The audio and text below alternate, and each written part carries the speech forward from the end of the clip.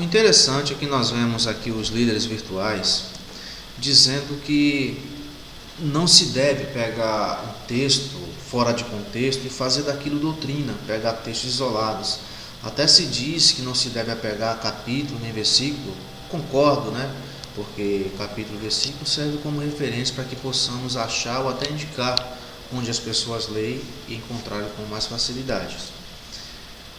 Mas o que nós vemos esses líderes virtuais fazerem é isso, pegar um texto e impor aquilo como doutrina. Eu vou dar aqui um exemplo para ilustrar o assunto.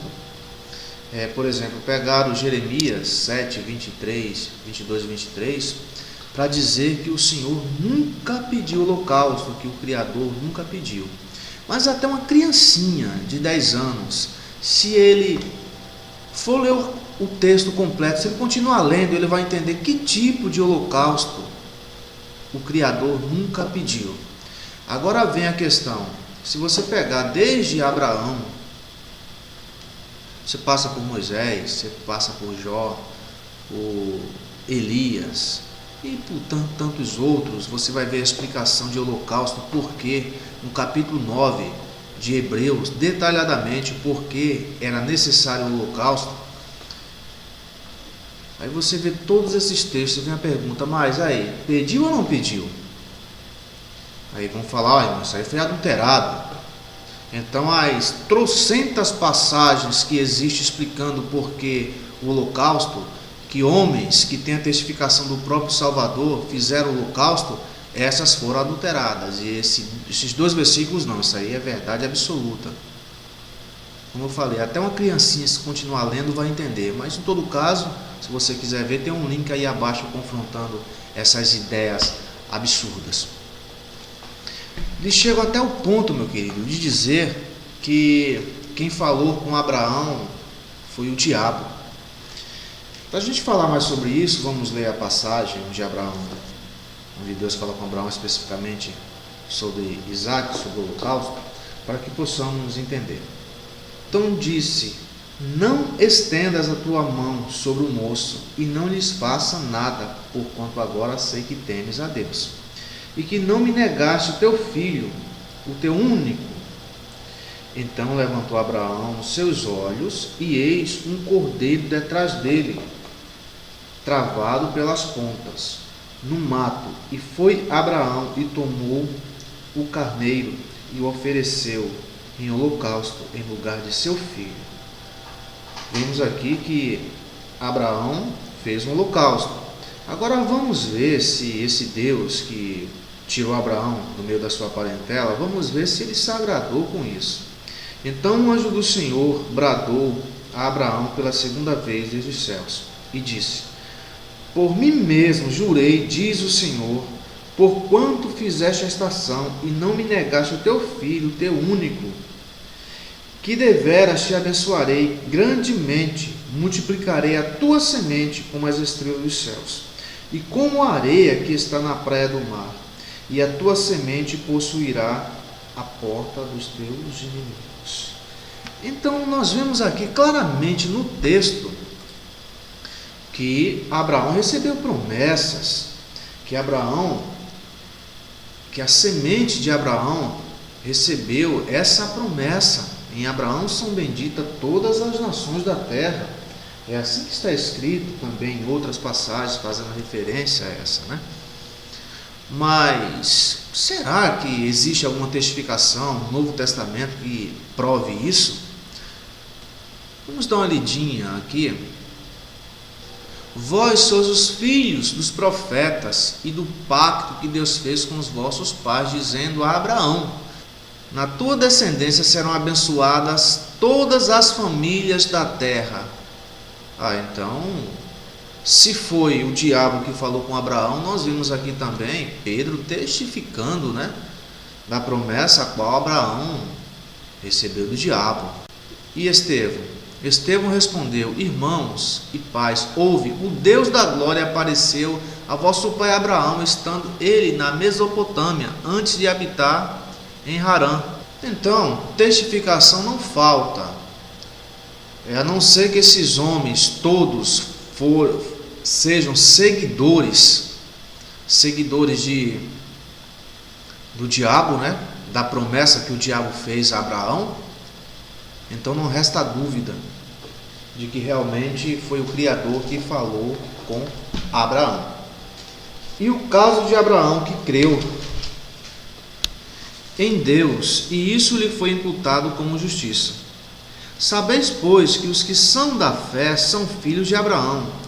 Ora, tendo as Escrituras previsto que Deus havia de justificar pela fé os gentios, anunciou primeiro o Evangelho a Abraão, dizendo: todas as nações em ti serão benditas. Então, segundo os relatos do apóstolo Paulo, ou Shaul, como você queira chamar, o Evangelho, a boa notícia, já foi entregue a Abraão, quando, após aquele sacrifício, foi dito que seria bendita nele todas as famílias da terra. Então, a não ser que Paulo seja também seguidor das promessas do diabo feito a Abraão, não tem como crer nesses.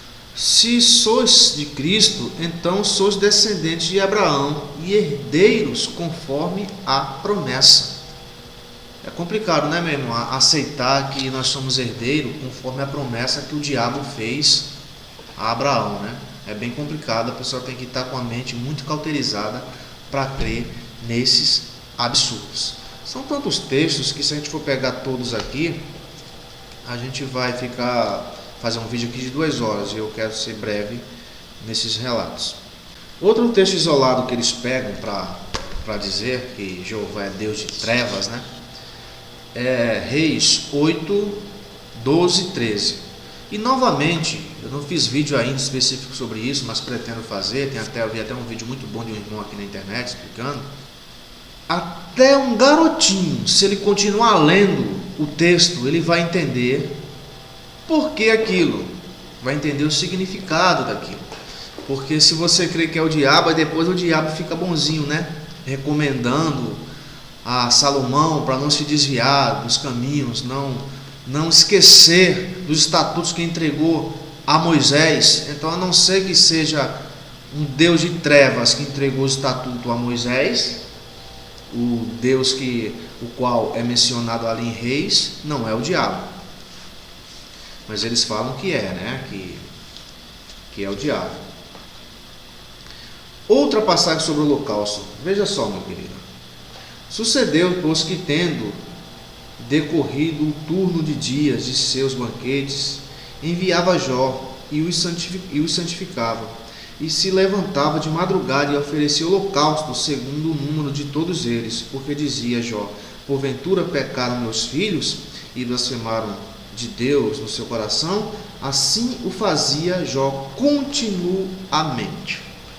Então Jó costumava fazer sacrifícios, holocaustos continuamente. Volto a dizer, quem lê lá em Hebreus vai entender muito bem qual o significado disso. Mas será que teve aprovação do Criador sobre essas questões? Será? Vamos continuar lendo, que o texto sempre nos dá a resposta. Já vimos que ele fazia. E vindo o dia que os filhos de Deus vieram apresentar-se perante o Senhor, veio também Satanás entre eles. Então o Senhor disse a Satanás: de onde vens? E Satanás respondeu ao Senhor e disse: de rodear a terra e passear por ela. Disse o Senhor a Satanás: observaste tu meu servo Jó? Porque ninguém há na terra semelhante a ele, homem sincero e reto, e temente a Deus, que desvia-se do mal.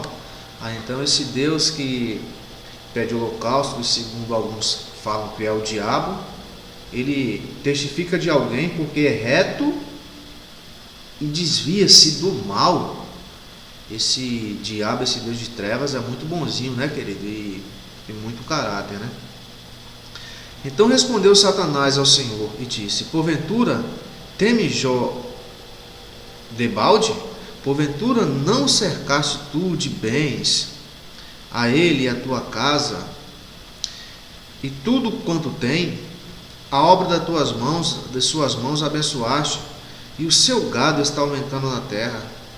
Mas estende a tua mão e toca-lhe em tudo quanto tem, e verás se não blasfema de ti em tua face. Eis que tudo quanto tem está na tua mão, somente contra ele não estendas a tua mão. E Satanás saiu da presença do Senhor. É interessante aqui, né? Porque alguns falam que o Deus que se agrada de holocausto é Satanás. Mas aqui nós vemos aí esse Deus, esse Senhor, testificando de Jó pelas suas qualidades, pela sua retidão, a qual nós devemos ter. Então, se ele é Satanás, como que Satanás vai estar conversando com ele mesmo? Então Satanás agora está pedindo autorização a ele mesmo. Tem que estar com a mente muito cauterizada, tem que estar muito obstinado para crer numas babaquices dessa, meu querido. Tem que estar mesmo. Não, irmão, mas é Zeus, como alguns falam. Então Satanás agora vai pedir autorização para Zeus, né? Para Zeus, para deixar, para fazer alguma coisa no que Jó pertence. Então, meu querido, qualquer pessoa que estudar o assunto, aqui demos só uma pincelada para despertar as pessoas para que possam estudar, vai entender que isso que essas pessoas estão fazendo é bem pior do que o chamado sistema religioso faz. Porque eu nunca vi tanta idiotice, eu nunca vi tanto besterol a respeito de determinados assuntos como você vê aqui por muitos desses líderes religiosos que dizem ter despertado para a verdade. Então, meu querido, assista o vídeo, veja o link abaixo e trataremos da continuidade desse assunto brevemente. Paz.